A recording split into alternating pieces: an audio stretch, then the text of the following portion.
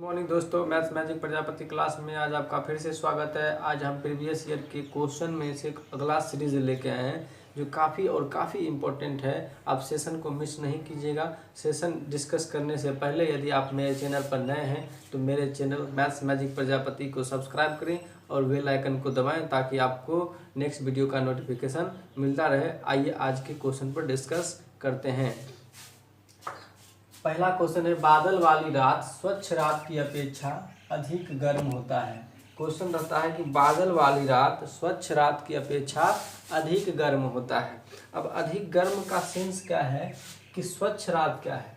जब मौसम बिल्कुल साफ रहता है, बादल नहीं रहता है, तो वह रात जो होता है बादल वाली रात की तुलना में थोड़ा कम गर्म होता है। तो कहने का मतलब ये है कि यदि बादल वाला रात है और मौसम खराब है, जब मौसम खराब होता है तो वह रात जो होता है काफ़ी गर्म होता है। ठीक है, तो यानी कि क्वेश्चन बना आपका, बादल वाली रात स्वच्छ रात की अपेक्षा अधिक गर्म होती है। बादल वाली रात स्वच्छ रात की अपेक्षा अधिक गर्म होती है। क्या होती है? बादल वाली रात स्वच्छ रात की अपेक्षा अधिक गर्म होती है। मेरे साथ साथ बोलिएगा।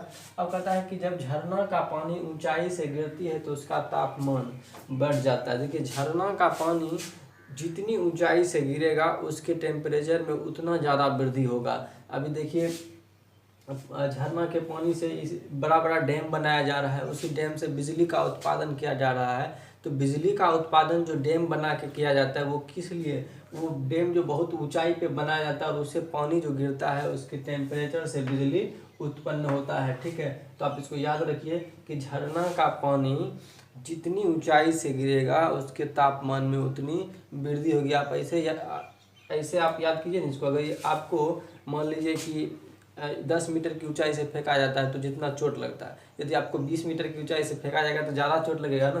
तो यही समझिएगा कि झरना का पानी जितना ऊपर से गिरेगा उसके तापमान में उतनी वृद्धि होगी। ठीक है, झरना का पानी ऊंचाई गिरती है तब उसके तापमान में क्या होते हैं? वृद्धि होती है। कहता है जब झरना का पानी ऊंचाई से गिरती है तो उसके तापमान में वृद्धि हो जाती है। फिर से बोलिएगा, जब झरना के पानी को ऊंचाई से गिराया जाता है तो उसके तापमान में क्या हो जाता है? वृद्धि हो जाता है। अब कहता है धूप में उपयोग की जाने वाली छाता होना चाहिए। यहाँ पे छाता लिखा गया है। धूप में उपयोग की जाने वाली छाता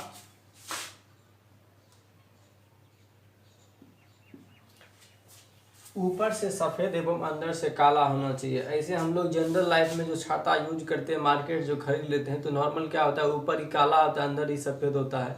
या फिर लाल पीयर हरियर किसी भी तरह से आप छाता ले लेते हैं जिसका कोई यूज नहीं होता है, मतलब धूप में यूज करते हैं, बरसात में यूज करते हैं। लेकिन फिजिक्स की भाषा में, साइंस की भाषा में अगर आपको क्वेश्चन आता है एग्जाम में कि धूप में उपयोग की जाने वाली छाता कैसी होनी चाहिए, तो रियल में ऊपर से सफ़ेद और अंदर से क्या होना चाहिए? काला होना चाहिए। धूप में उपयोग की जाने वाली छाता ऊपर से सफ़ेद और अंदर से काली होनी चाहिए। अब ऐसा क्यों होना चाहिए तो ये भी समझिए। देखिए, सफ़ेद कलर का, सफ़ेद जो होता है वो ऊष्मा को, मतलब सूर्य की किरणों को परावर्तित कर देता है, रिफ्लेक्ट कर देता है। ठीक है, और काला जो होता है सूर्य की किरणों को जो है अवशोषित कर लेता है। ठीक है, आप गौर किए होंगे कि यदि धूप में आप ब्लैक शर्ट पहन के चलते हैं तो उस दिन आपको गर्मी का ज़्यादा अनुभव होता है। वो इसलिए क्योंकि जितना भी सूर्य का किरण आता है, काला जो है अपने में एब्जॉर्ब कर लेता है, उसको रिफ्लेक्ट नहीं कर पाता है। जबकि सफ़ेद क्या होता है कि सूर्य का जो किरण होता है उसको रिफ्लेक्ट कर देता है, अपने में नहीं आने देता है। यही कारण है कि डॉक्टर जो सलाह देता है गर्मी के दिन में वाइट कैप पहनने का। ठीक है, तो आपको समझ में आ गया होगा कि धूप में उपयोग की जाने वाली छाता अंदर से, मतलब ऊपर से सफ़ेद और अंदर से काली क्यों होनी चाहिए। तो फिर से समझिए कि सफ़ेद रंग जो होता है, सफ़ेद रंग का कपड़ा या कुछ भी, वो सूर्य की सारी किरणों को रिफ्लेक्ट कर देती है, परावर्तित कर देती है। जबकि काले रंग की कपड़ा जो है वो सूर्य के किरणों को क्या कर लेता है? अवशोषित कर लेता है। तो मतलब ये हुआ कि अगर धूप में उपयोग की जाने वाली छाता का बात आएगा तो आप बोलिएगा ऊपर से क्या होना चाहिए? वाइट होना चाहिए और अंदर से क्या होना चाहिए? ब्लैक होना चाहिए, ठीक है। अब कहता है एक पूर्ण कृष्ण पिंड के लिए अवशोषक क्षमता बराबर होता है, तो 1 के बराबर होता है, ठीक है। क्या होता है 1। अब कृष्ण पिंड क्या है, कृष्ण मीन्स होता है काला, और पिंड मीन्स होता है वस्तु। जैसा कि हम काला दिख रहे होंगे आपको, काला है ना हम, तो हम कृष्ण पिंड के उदाहरण है, काली वस्तु, हम काला है, ठीक है। तो समझिएगा ध्यान से, कृष्ण पिंड मतलब काली वस्तु को कहते हैं। तो जो काला होता है, तो अभी जस्ट हम आपको बताया कि काला रंग जो होता है सूर्य की किरणों को अवशोषित कर लेता है, तो अवशोषण गुणांक उसका ज़्यादा होता है, क्या होता है 1 के बराबर होता है। अब काला रंग का परावर्तक गुणांक यानी कृष्ण पिंड का परावर्तक गुणांक क्या होगा, परावर्तक गुणांक जो होगा वो 0 होगा। इसको याद रखिएगा बढ़िया से, कृष्ण पिंड का अवशोषक क्षमता 1 होता है और परावर्तक गुणांक क्या होता है 0 होता है, याद हुआ।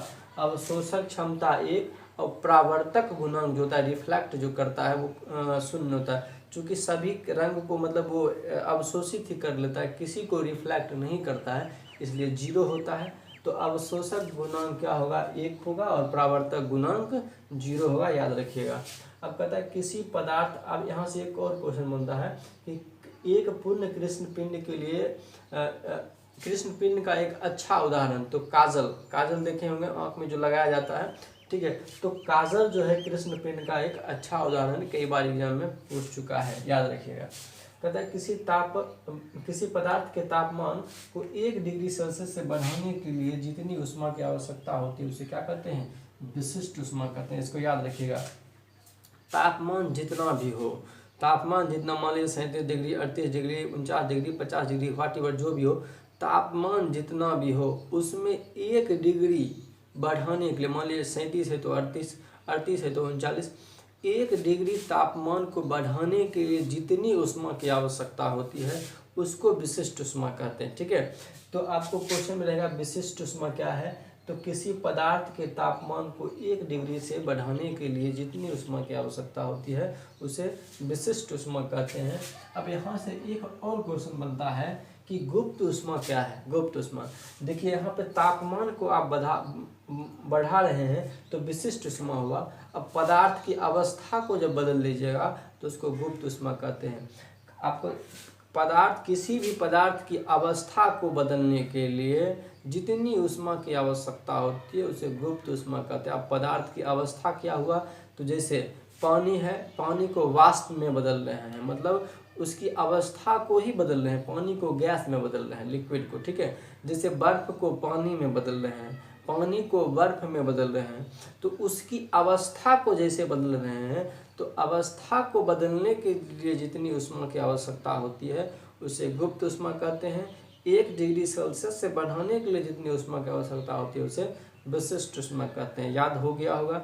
अब एक क्वेश्चन यहाँ से और बनता है कि गर्म पानी की अपेक्षा भाप से अधिक जलन होता है, क्यों, तो भाप का गुप्त ऊष्मा पानी की अपेक्षा काफ़ी अधिक होता है, इसलिए। फिर से समझिए, क्वेश्चन बनता है कि गर्म पानी की अपेक्षा खौलते हुए पानी की अपेक्षा भाप से अधिक जलन महसूस होता है, क्यों, तो क्योंकि पानी की अपेक्षा भाप का गुप्त ऊष्मा काफ़ी अधिक होता है। ये बात याद हो गया होगा। तो आइए अगले क्वेश्चन पर चलते हैं। कहता एसी की क्षमता, या फिर इसको दक्ष क्षमता लिखिए। एसी की क्षमता व्यक्त की जाती है तो वो टन में, इसको क्षमता या दक्षता कुछ भी बोल सकते हैं। एसी की क्षमता या दक्षता ही लिख दीजिए, ठीक रहेगा।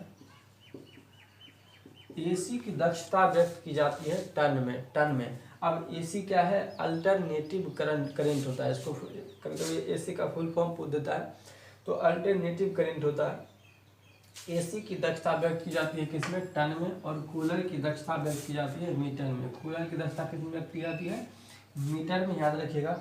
अब डॉपलर प्रभाव आता है। देखिए डॉपलर एक वैज्ञानिक का नाम था, उन्होंने प्रकाश और ध्वनि पर अपना नियम बताया था, कुछ रूल बताया था, ठीक है। तो उस रूल को हम बाद में डिस्कस करेंगे। अभी सिर्फ ये देखते हैं कि डॉपलर प्रभाव लागू होता है प्रकाश और ध्वनि दोनों पर। डॉपलर प्रभाव लागू होता है प्रकाश और ध्वनि दोनों पर। देखिए डॉपलर इफेक्ट क्या है, आइंस्टीन लॉ क्या है, न्यूटन्स लॉ क्या है, ये सब हम आपको बाद में जब चैप्टर वाइज पढ़ाएंगे तब डिस्कस करेंगे। अभी हम जो आपको प्रीवियस ईयर का कुछ इंपॉर्टेंट क्वेश्चन बता रहे हैं, इसलिए वो सब रूल अभी डिस्कस हम नहीं करेंगे, ठीक है। जब हम चैप्टर वाइज जैसे साउंड पढ़ाएंगे, लाइट पढ़ाएंगे, इलेक्ट्रिसिटी पढ़ाएंगे, जब इस तरह से हम आपको चैप्टर वाइज करवाएंगे तो हर पॉइंट पर डिस्कस करेंगे, फोकस करेंगे, ठीक है। आज अब देखिए डॉपलर का प्रभाव लागू होता है तो प्रकाश और ध्वनि दोनों पर, प्रकाश और ध्वनि दोनों पर, ठीक है। वायुयान की गति मापी जाती है तो मैक संख्या से। याद रखिए ये क्वेश्चन बहुत बार एग्जाम में पूछ चुका है कि वायुयान की गति मापी जाती है मैक संख्या से, मैक संख्या से। तुल्यांकी या भू स्थिर उपग्रह कितने मीटर की ऊंचाई पर होता है? जो 36,000 होना चाहिए था यहाँ पे, 36,000 किलोमीटर की ऊंचाई पे होता है। तुल्यांकी या भू स्थिर उपग्रह कितने किलोमीटर की ऊंचाई पे होता है? तो 36,000 किलोमीटर की ऊंचाई पे होता है। ये क्वेश्चन में एग्जाम में काफ़ी पूछ चुका है। आज जो हम क्वेश्चन पे डिस्कस किए हैं, आपको जो हम समझाए हैं आज, उम्मीद करते हैं कि आपको आज का सेशन समझ में आया होगा, अच्छा लगा होगा। यदि अच्छा लगा है तो अपने दोस्तों में शेयर करें ताकि उनको भी इस सेशन का लाभ मिल सके, और मेरे चैनल मैथ्स मैजिक को सब्सक्राइब करें ताकि आपको कल के वीडियो का नोटिफिकेशन मिल जाए। वीडियो देखने के लिए धन्यवाद। जय हिंद।